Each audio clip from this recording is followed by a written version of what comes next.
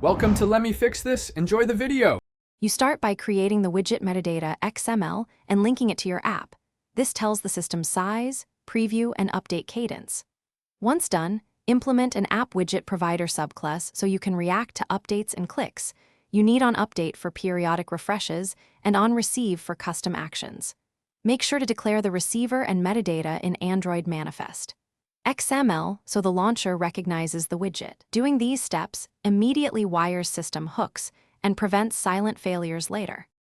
You should now design the remote views layout that the launcher will render.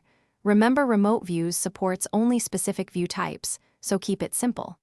Next, connect interactions by creating pending intents. Use getBroadcast for widget actions and set pending intent template for list widgets. This routes clicks to your provider. For data refresh, update only changed elements to save battery. Schedule recurring work with Alarm Manager or Work Manager and call App Widget Manager. Update App Widget when you finish by testing install, resize, and click behavior across devices. Verify previews and min width/min height map to real grid cells. Once done, instrument common failure points. Log on update and on receive, call App Widget Manager. Get app widget IDs to ensure targeting and use dumpsys app widget when things look wrong.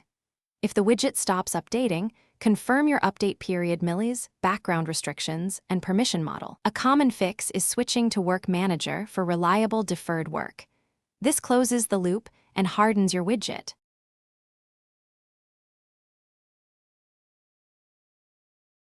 Thanks for watching. If you found this helpful, don't forget to like and subscribe.